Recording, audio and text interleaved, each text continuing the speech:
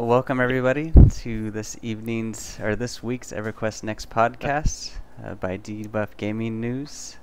We're part of Grievance Guild, and so we welcome back Liette, our XO for the EverQuest Next guild, and also Cannon as a not so much EverQuest person, but gives us that nice perspective on the outside of the EverQuest community. Yeah, it's outside looking in. Can I play too?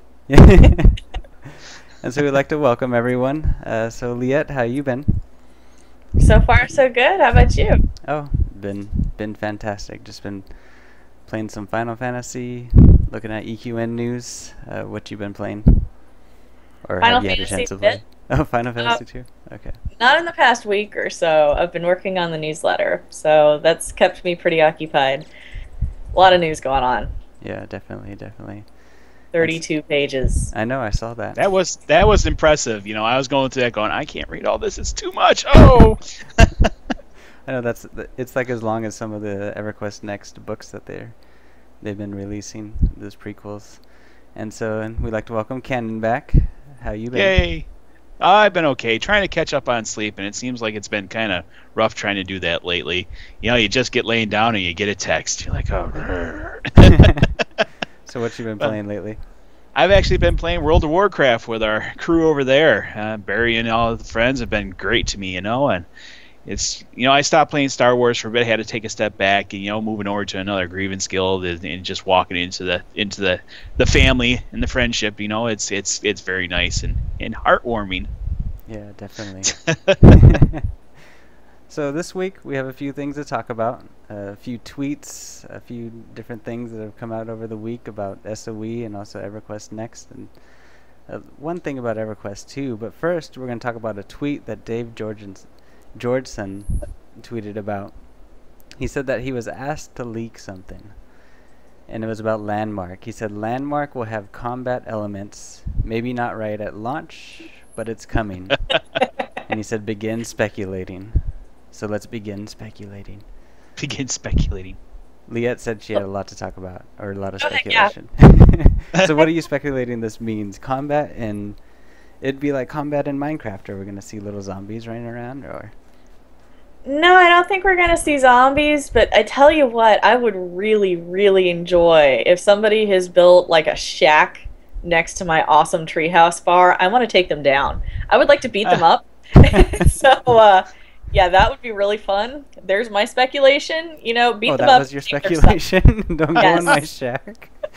That's for open world PvP. Yeah, they're like, there's going to be some no combat elements in it, and she's like, open world PvP? What? Well, okay. You know, I'm not a big PvP person, but, you know, no shacks. Come on. No shacks. If I don't like your stuff, I want to break it, yo. But as far as straight up combat, I think it would be really cool if they let us try out some of the basic class abilities. You know, if you're a newbie and you go around with a pickaxe and you have to beat people up with it, or, you know, mobs or things that drop commodities, I'm cool with that. That kind of gets you ready for the game, right? And it lets them test their engine. Yeah. Win-win. Beat up shack people. They might use it to test combat before they actually release EverQuest Next. Who knows? Yeah. And so, Cannon, what do you think? What could this mean? I'm seeing a rat invasion, you know. We're going to be running around with the shovels, smacking rats around everywhere. Oh, gosh. I remember in EverQuest 2, I don't remember. I think there was in EverQuest 1, you could run around with a shovel as your weapon. Does anybody else remember that? Yeah, I do. Okay. I was like, am I going crazy, or could you run around with a shovel? Nope. Shovels were real. Okay. Well, here's I ahead. think it's going to be, you know, you dig a mine, you know, you go after, you know, what you need to build with. You know, I think you're going to have a nest of whatever, and, you know, you cut down a tree, you're going to get swarmed by bees, stuff like that. I think that's what we expect to see. Okay. So that's not as exciting about, you know, as the shack. Yeah. I know, it's not open world PvP, but... Yeah. But it's bees. What if they were like human-sized bees? Oh my gosh. They're massive. They'll do you in, mate. Well, my speculation is, well, because there's going to be a lot of crafting, like, that's all landmark's going to be is like crafting and mining and gathering and everything. So how are we going to get leather? Oh. So I figured maybe the combat will be mostly PvE, to where we're going out and we need to kill a wolf or a lion or something if we want certain qualities of leather. Oh, So in a sense, it will kind of test combat. I mean, it might not be an orc or something, but you're going to go out there and kill the wildlife to get whatever crafting materials that you need, because we're going to go chop down trees, we're going to go mine. So why wouldn't you go kill an animal for their pelt? Or in Liette's case, a human for their pelt. Skin the neighbor. Oh, you can skin one of the Karens. The Karens for for their pelt. So yeah. Oh. Any other speculation or any other thoughts? I think it's cool. Way to introduce you to the game overall. Yeah, definitely. A little bit of combat, maybe not too much. No raids, no epic pelt runs or anything like that. Hey, that doesn't mean we can't gang up on the shack. Yeah, the shack. You think maybe we could have a gang up on a dragon though? Maybe. That'd be cool. Pretty cool, wouldn't it? Yeah. Yep. I could use a dragon head up in my bar. Yeah. Sure could. Exactly. There you go. So we'll see. Hopefully they'll have more news on this, because we're ready in the fall, and Landmark's coming out in the winter, so we're almost there. We got a lot of people waiting for something to do. Yeah, exactly. Give us something. Yeah, I'm like, it's almost October. So next, we're going to talk about EverQuest 2. And this relates to EQN in a way. But in EverQuest 2 on October 1st, they're going to have an event for 2 weeks called the Hero's Call event. But in it, you will be able to have heroic characters, meaning that you can create a character that will instantly become level 95, so you can get right in the action with your guild. And you'll be able to even purchase this after the event's over in Station Cash. First of all, what do you guys think of something like this coming into a game?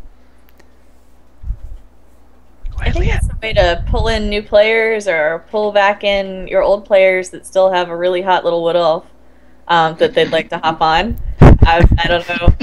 They're going to hop on their hot little wood elf. She's a hot little wood elf. I'm sorry.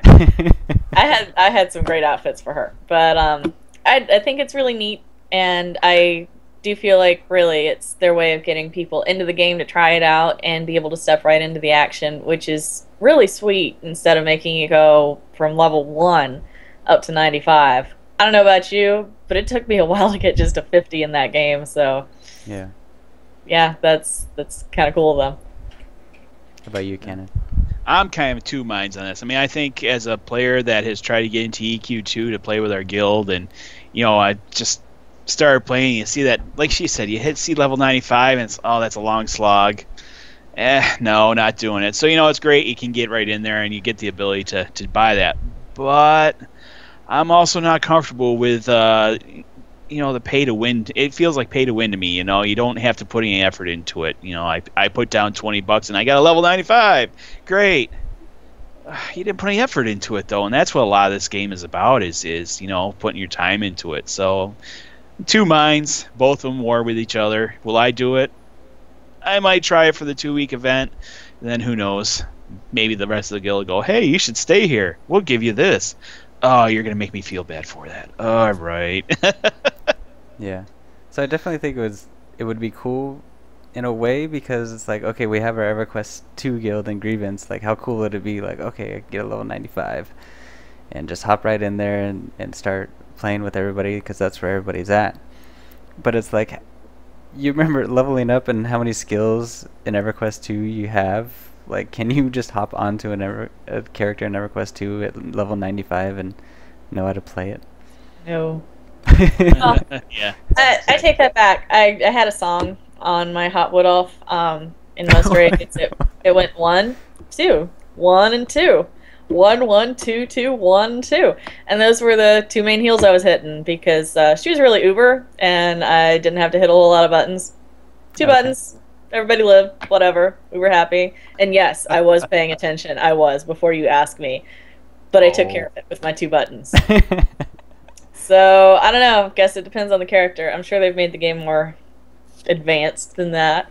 Yeah. Since my days there. But because I played a Templar, and I'm like, I can't even imagine. Like, I can't even imagine logging in right now and trying to figure out how to play the class I played for 5 years, all over again. And how could you get on somebody new and try it? But I guess I mean, it just takes time. I guess it is possible. But what does that say for maybe the content? 95 levels of content that you have in EverQuest 2, and all of a sudden they're like, oh, go ahead and surpass that. You don't need to play that. Is that a concern? Well, I'd heard at one point they were trying to revisit old zones, and of course this is speculation, and I'm sorry I don't have the specifics on it, but things like Soul's Eye, you were supposed to be able to go back and check out in Lava Storm, and I don't remember the other high-level zones that were the big cheese at 50, but I thought they kind of refurbished them and made them Uber again. So, I mean, there might still be content, and if they reuse it, you know, RECYCLE, recycle, I think that's a cool way to do it. Yeah. And that you get to see all the zones, because EverQuest 2 had some massive amount of space to check out, and a lot of it was I just... know. I remember the first time going into Solus XI. That was like... it was like playing Rainbow Road in in Mario Kart. Like, I don't want to fall off the path, and it happened to be clear and stuff. I was like, oh, it was like so scary, and you had to fight these epic mobs, and I was like, that was one of the coolest zones I remember when the game first came out. Mm-hmm. So yeah, so the concern is then, is this going to affect EverQuest next? What do you guys think? Are there levels? Yeah, there are no levels. That game. And that's exactly what Dave says. He says that in EQN is completely different. There's no level grind, no level locks. The issues being solved with heroic characters doesn't exist in EQN.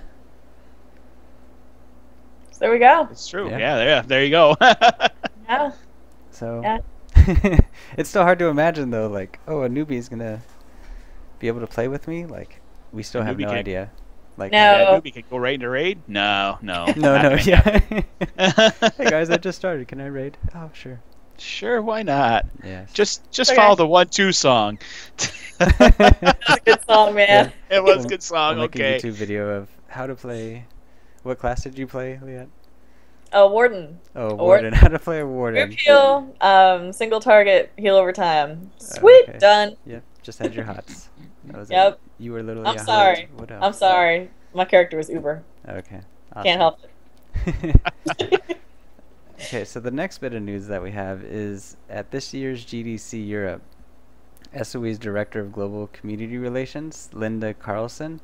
She's the one that you always see at SOE Live that dresses as a dwarf and talks like a dwarf and everything. She's really good at that, She's you know awesome. that? Yeah. It's amazing. You know, I had to sit there for a bit and go, is that a female? Yeah, that's a female in there. They do have beards. Anyway. Show them off in style, girl. Yeah. So what she's talking about has to do with community. And so she said this: if we know who you are and you're abusing somebody on Twitter, we will ban your game account, and we will not accept you as a customer ever again. It's not always possible to identify people in that way, but we take that seriously. And she goes on to say that a very influential player high up in a huge guild will still ban them. In our games, if you're an exploiter, we do not care if you are, how big your guild is, or how many people you threaten to take with you when you go. Is this a good thing or a bad thing? Yes. As an executive officer, how do you feel about that, Leah? All for it. You mess with the community, just like in our organization, Grievance. If you're a problem, off you go. And I think it's an absolutely wonderful stance to take, and I think they're brave. For one, you're just telling a paying customer that we're not going to put up with you having a detrimental effect on the community at large, and there will be repercussions. And you know what? I really, really respect that. I think that is absolutely awesome. Go bearded dwarf lady. That is sweet. How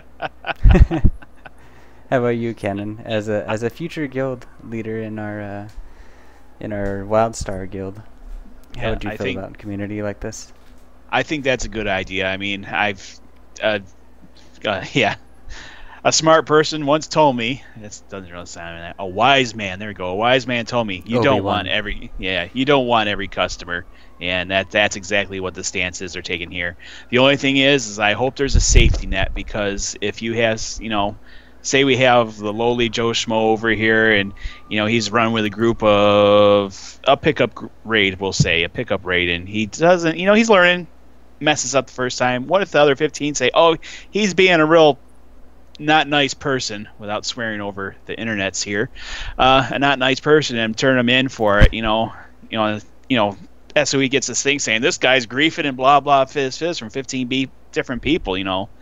I hope they don't go and kill this guy's experience for 15 other people picking on him. So just, I don't know, kind of seeing it from the other side of the coin. But I'm all for what they're trying to do. I'm all for it, but I hope that there's a safety net to stop the other side of that happening too. Mm-hmm. Leah was raising her hand. Yep. You can answer. Well, I didn't want to interrupt you, Ken. Sorry. On the opposite side of that, I think then Joe Schmo would have a case to say, hey, I'm being bullied by this group of nasty people who are spreading rumors about me to you.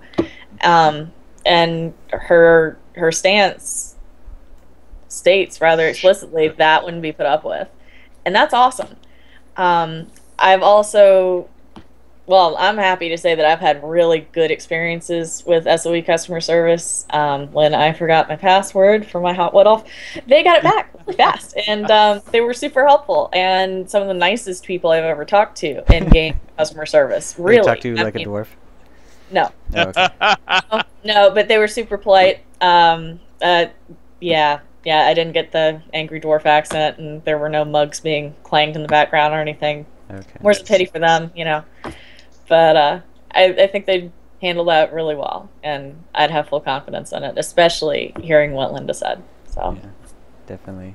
And so now the controversy over this is she's mentioning this out of game. Mm-hmm. So is it still viable for them to do this if someone's on maybe forums or on Twitter or on Facebook and they're abusing people? Yes. Yeah. Most definitely. Yeah, because you don't see many companies doing this outside of their game, even inside their game. You have to beg people to do this, but they're going to be, I guess, watching to make sure that people have a good experience in their games. And so I look forward to this. Yeah, that's just it. It's not going to cover just one game. They have a lot of games out there, so yeah, quite a broad range of a band, to be honest. So watch what you do, guys. Don't be cruel. Yeah, I mean, if you act like a jerk, you should have the repercussions for being a jerk, whether you're in-game or not. And if you're part of that community and you're a public jerk, yeah, I mean, just like in Grievance, I want you gone too. Bye. Yeah. Cool with me? Yep, sounds good. Okay, so now we'll move on to something a little lighter. We'll move on to our roundtable questions that we haven't covered yet. I have a square table. It's okay, you can borrow mine, it's round. Like, what? Pizza? Oh, thank God. But their first question that they had was about guilds. The question was, 1 guild per character in EverQuest Next, or more? Say like in, what was it, Guild Wars 2, where you could have multiple guilds. And so they had 4 different choices. They have no preference.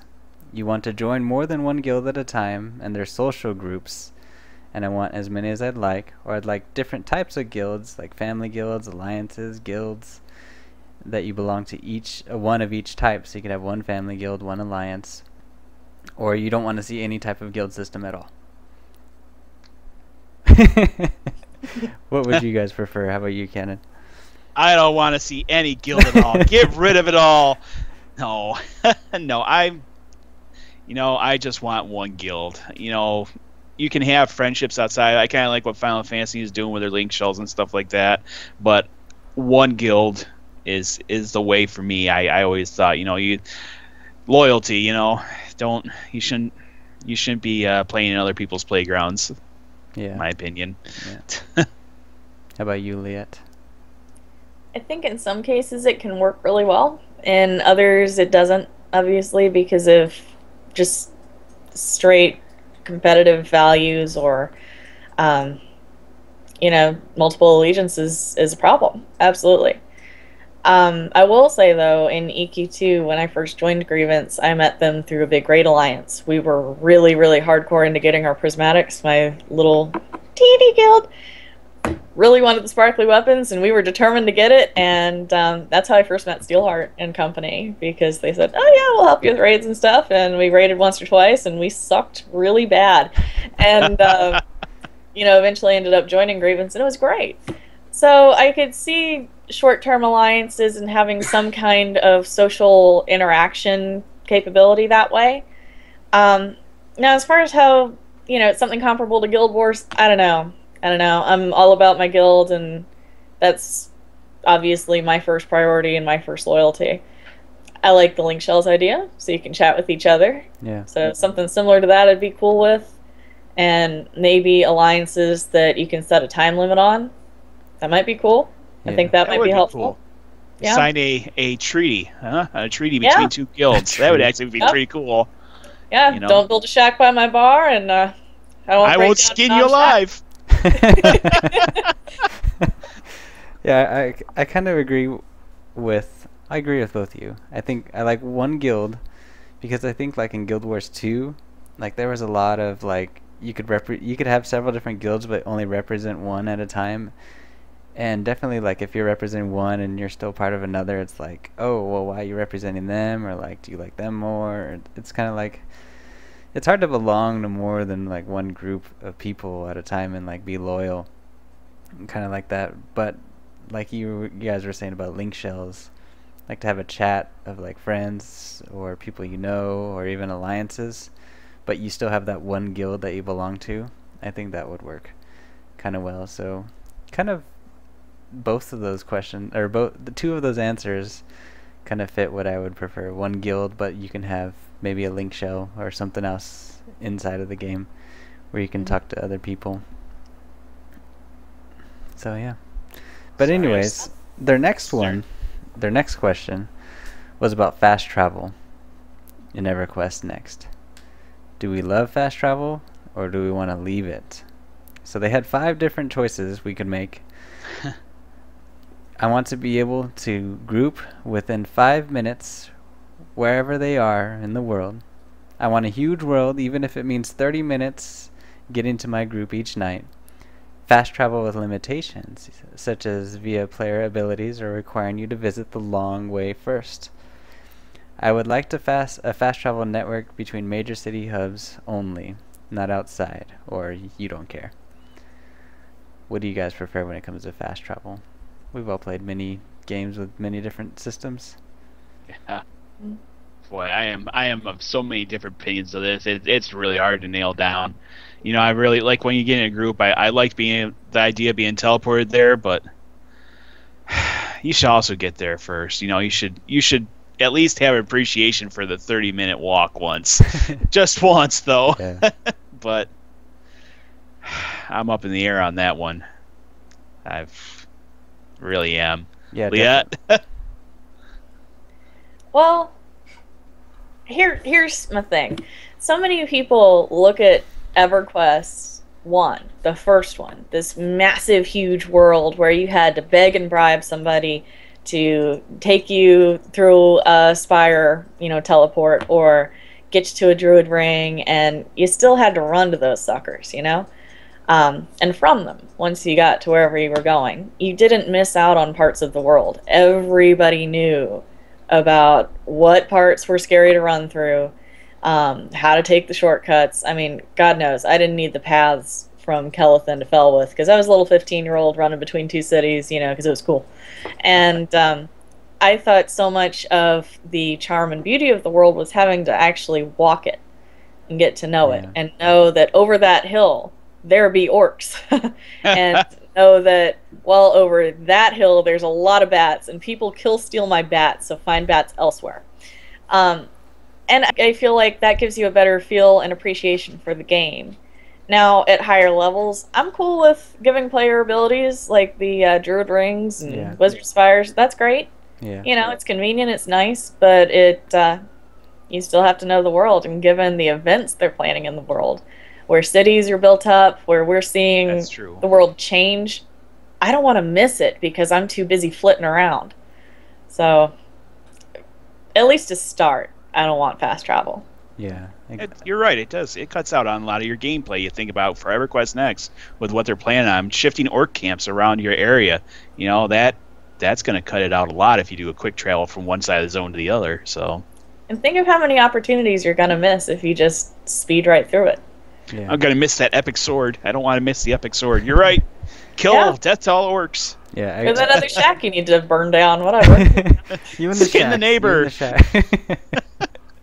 Well, I like both, like two of the answers where it's like I want that huge world where you have to travel through it because it's part of being in that world. Like later on when like EverQuest 2 and where you could just teleport pretty much everywhere now. Like you just click the little globe thing or whatever, and you can teleport here, you can teleport there. It's kind of like you don't feel like you're in this massive world now. It's just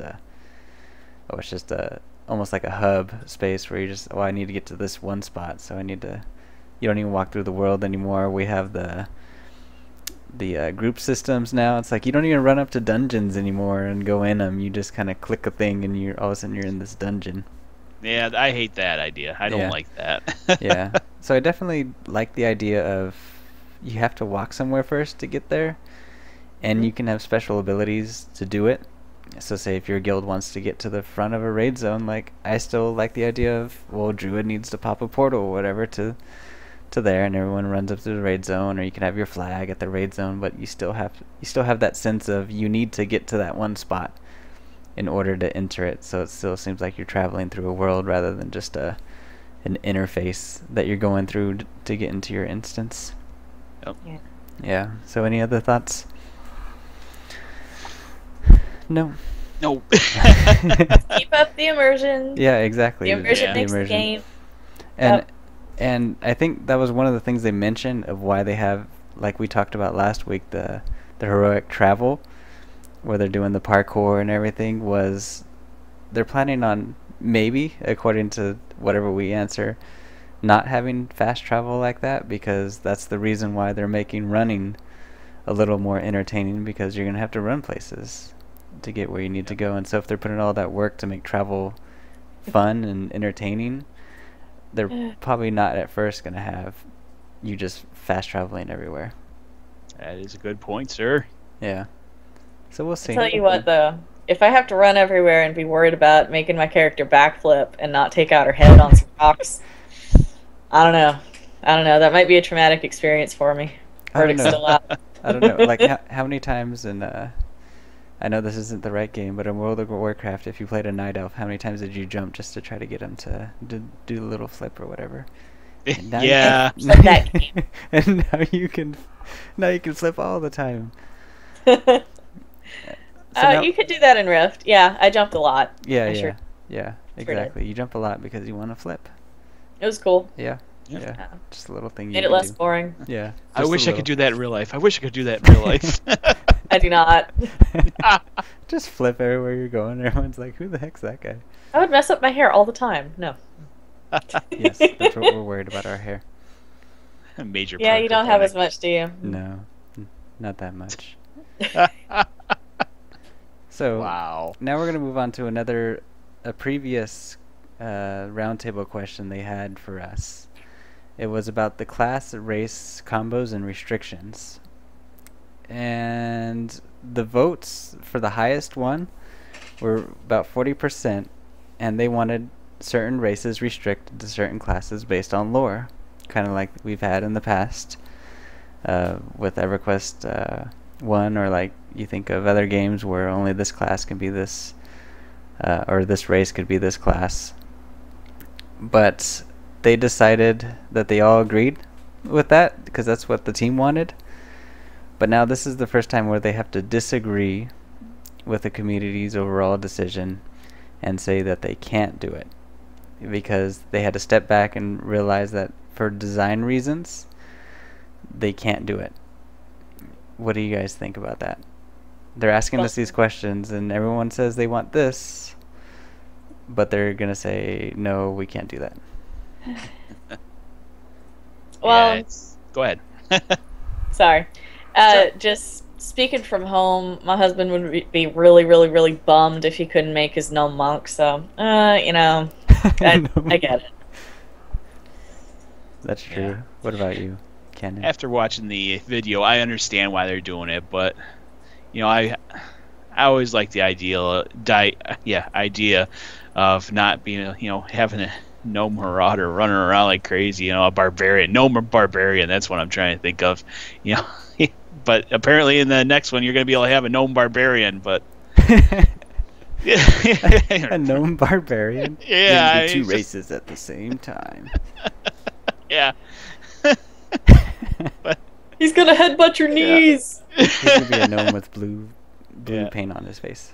Yeah, that's all. But that's, I understand why they're doing it, because you watch it's a 7-minute long video, and they really go into depth as to why they're not doing it, and I can understand. It really at higher levels, you make a mistake and you pick something and you're not allowed to get what you fully hoped out of the character, then you're feeling kind of mad that you made that choice, and they don't want their customers to get mad at a designer's fallacy, I guess. They made the mistake of doing that, so that I can understand where they're coming from that. But from the other point of view, lore has so much to do with the EverQuest universe. They just, I don't know. I kind of feel that it might be a poor decision, but yeah, I think I'm kind of in there with the community. I'd be kind of a little miffed about them not listening to us, but it's their game. They're the ones building it. If you don't like it, then you don't play. But I think there's a lot of people out there that are going to play the game, and this is just a minor little thing. So yeah. And if you're that concerned about lore and you don't want to be a gnome monk, don't make a gnome monk. And when you see one running around, be like, "What's wrong with you? You're a weird gnome." Whatever. And maybe you can pick on them with your axe or something in Landmark. I don't know. Yeah, don't do that. You'll get kicked out of the community. A lot of the reasons they were giving though is like, well, when you start off, obviously you're not going to be able to pick every single class. You're going to have to earn classes through quest or if you're evil, if you're good, kind of thing. But in all, there's going to be over 30 different classes in EverQuest next. And so their reasoning is that new players and even people who pay attention, they're not going to, there's going to be no way to inform you of what decisions or what class decision you make or race decision you make at the beginning is going to affect which classes you can be, because you would have to have this list of, oh, you can be all these and you can't be these. And so they didn't want players to have regrets. They didn't want a player to choose a race and then they choose their certain class or whatever, and then 2 months from then all of a sudden they want to be I don't know, like you said, a monk, but they find out, oh, the race they chose, you can't be a monk. So they didn't want people to come into the game and regret their decision and they didn't know they were picking the wrong class, or wrong race. And so I could see where they're coming from with that. It's like it's almost like the system they're making is too complicated to have class and race restrictions. And another reason they mentioned too is armor and items in the game. It would complicate things way too much to have a restriction on, well, this race can wear this armor if they're this class, or you think of the possibilities of that with 30 classes times who knows how many races there's going to be in the game. It's going to be like exponentially complicated. Yeah. Oh yeah. Yeah. I'd like to see the spreadsheet for that. Oh shoot, and I can't do this. Yeah, exactly. It would be like playing EverQuest 1. You have to have your notepad out. You got to keep track of your quests. Oh, I'm this race and I can't do that. Or But immersion again. Yes. How much immersion is that? Yes. Makes fun. Yeah. For some people who like spreadsheets. I like spreadsheets. Yeah. Well, I'm sure they might have a poll and have asked the question of who likes spreadsheets. But I'm sure the majority of people they're trying to go after, they're definitely trying to obviously make money. So I'm sure there's a few thousand of us that would like immersion and complication and everything, but if they want all those casual people, I'd like to make money. That's just me, though. I want money. Okay. Well, you can in Make a Landmark. nice tower. Yeah, make a nice That's tower. right. Make a nice tower. Make a nice shack that people can kill. Hey, hey, Yes. Nice shack. watch it. I think Liette's going to be skinning me. Whatever you do, don't make a shack because Liette will be there. What can you make out of a cannon? Okay. Well, that's all we have to talk about tonight for EverQuest Next. But just some reminders about Debuffed and things that we have coming up. We have tomorrow night our Thursday night Wild Star cast at the same time, 5 Pacific, 7 Central. And then Friday night we're gonna have a new show, Cannon Fodder, starring starring Cannon. That's me. It's going to be a bi-weekly podcast, and maybe you can just tell us a little bit about that real quick, Cannon.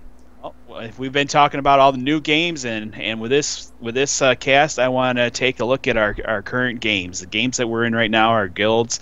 Talk to our members that are in those guilds.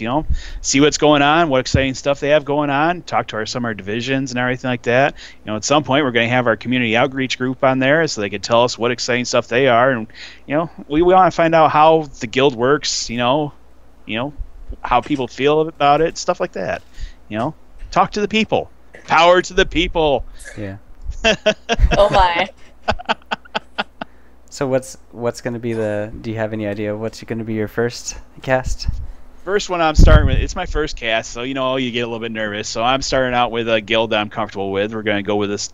We're going to go with this Star Wars with the Old Republic, the Republic side of the guild. Mr. Patrick, our guild leader, is going to be on. Flesh, he's the current recruiting officer, and Max, who is a member. He is an Australian, so we're being diverse. Oceanic, baby. We embrace diversity, unless you live in a shack. Unless you live in a shack. Yes, definitely. Well, it's okay. If it's a pretty shack, I'm cool. Okay, If it's a bad shack, at least have a stylish shack, make it rustic or something. Okay. Something. And then after Cannon Fodder that night, our Neverwinter guild will be streaming PvP, and they'll probably be doing guild versus guild like they did last time. So if you want to see any of our games that we play in, Neverwinter will be streaming then. And just as a reminder for all of those in Grievance and even those not in Grievance, we have a Grievance newsletter, our quarterly newsletter. That's out. Good job, Liette. So there it is. Thank you. It's very pretty. Look at that. And like Cannon was mentioning, it's extremely long. There's a lot of news in it. But you can read about all the Grievance guilds if you want to know about the guilds, what they're doing, even guilds or games that are coming up like Star Citizen, and what's going on with COG, with our podcast, our streaming. So if you have any idea or want to know any more about Grievance and what's going on with us, we have this nicely done newsletter for us by our very own Liette. So I want to thank you, Liette. Thank you, Liette. Thank you. That. If ever you want, proof that Grievance is growing, all you have to do is look at that newsletter, because I think what I joined 1.5 years ago, almost coming up on 2 here shortly, it wasn't anywhere near as long as this. Maybe half as long. It's about 18 pages. Yeah, and now we're up to 32 pages, and it's all, it's wow. There is a lot of information in there. Yeah. And she spends a lot of time trying to get this all together, and going after people. Hey, I need your input. Give me your article. It wouldn't be the awesome piece it is without the community and without help. By the way, speaking of which, big thanks to Patrick and Sky for helping me edit things. They found lots of little things they needed to tweak, and they were really, really huge in making it the polished, beautiful newsletter that it is. So thank you. Good job, guys. Definitely. So I want to thank you guys for being on the podcast this evening. I'm Dash Shiva, and we want to thank you, Liette and Cannon, for coming on and talking again. We're going to do this next Wednesday again at 7 Central, 5 p.m. Pacific. And so just as a way of reminders, you can follow us on Twitter at Grievance Gaming. You can go to our website at grievanceguild.org. We even have a YouTube So go check out our YouTube. Just look up Grievance Gaming, and you'll find a lot of our raids that we've been recording in different games, or our podcast for COG, and many different things. And you can also follow me at Dashiva if you want to just talk to me. So thank you, everybody. Thank you for watching, and we'll see you next week. Thank you.